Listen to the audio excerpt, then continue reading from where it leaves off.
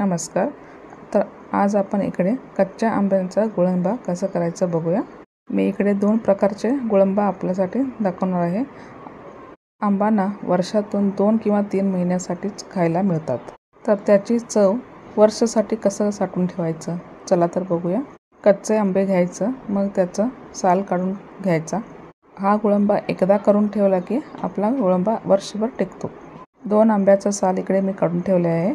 मग किसणीच्या मदतीने हे दोन्ही आंबा किसून घेतले आहे. मग ह्याचा जे पण त्याच्यामध्ये पाणी असते ते सगळं असं गाळून घ्यायचं आहे. तर मी इथं थोडक्यात आता सध्यामध्ये हाताच्या मदतीने मी पाणी काढले आहे. आंब्याचं पाणी अजून ह्याच्यामध्ये आहे. तर एका कपड्यामध्ये हे सगळे किस घालून त्याच्या मदतीने मी पूर्णपणे ह्याचा रस काढून घेतो. हे बघा किती अजून ह्याचा रस राहिला आहे. म्हणजे ह्याचं पाणी असेच ठेवलं की आपला गुळंबा आंबट होतो. हे कॉटनचा कपडा नाही किंवा कुठलाही पातळ कपडा असेल तर त्याच्या मदतीने आपण पूर्ण असे जरा पण पाणी राहू द्यायचं नाही. तर पूर्ण इकडे मी निथळून घेतले आहे. कढईमध्ये साखर घातली आहे. थोडीशी पाणी घालून घेतले आहे. ह्याच कढईमध्ये पहिले एक दुसऱ्या पद्धतीने मी गुळंबा काढून घेतले आहे. त्याच कढईमध्ये हे करत आहे आता. तर इकडे साखर आणि पाणी विरघळलेले आहे. तर ह्याचं एक तारी पाक तयार झाले आहे.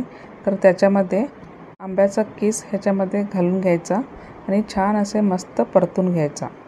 आंब्याचा किसाचं सगळं पाणी काढल्यामुळे तर थोडं घट्ट झालं आहे. ते पूर्णपणे सगळीकडे मिक्स होऊपर्यंत असेच हलवून घ्यायचा. साखरेचा पाक आणि इकडे आंब्याचा किस सगळे मिक्स झाले आहे. आंब्याचा किस 2 वाट्या होता, तर 1 वाटी मी साखर वापरले आहे आणि 1 वाटी इकडे गूळ वापरून घेतले आहे. गूळ घातल्यामुळे गुळंबाचा कलर छान येतो.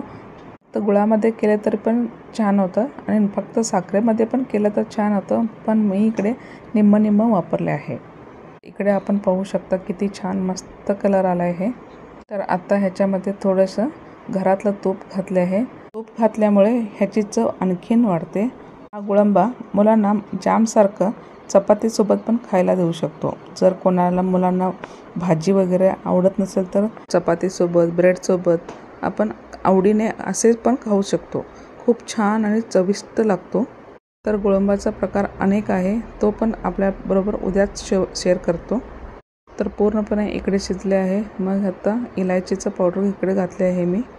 वेलदोड्याचे पावडर घातल्यामुळे ह्याची चव खूप छान लागतो. फळांचा राजा वर्षातून एकदा मिळणारा आता वर्षभरासाठी आपल्याला खायला मिळेल. गुळंबा इकडे पूर्णपणे तयार झाले आहे. आता पूर्ण गार झाल्यावर एका डब्यामध्ये काढून ठेवायचा आणि आपल्या आवडीनुसार कधी पण मुलांना किंवा मोठ्यांना खायला द्यायचा. तर इकडे गुळंबा तयार झाला आणि हा आपला दुसऱ्या पद्धतीने केलेला गुळंबा. जर माझ्या चॅनलवर पहिल्यांदाच व्हिडिओ पाहत असाल तर आपल्याला व्हिडिओ आवडला असेल तर लाईक करा, सबस्क्राईब पण करा. आपल्याला असेच नवनवीन रेसिपी भेटेल. व्हिडिओ पाहिल्याबद्दल धन्यवाद.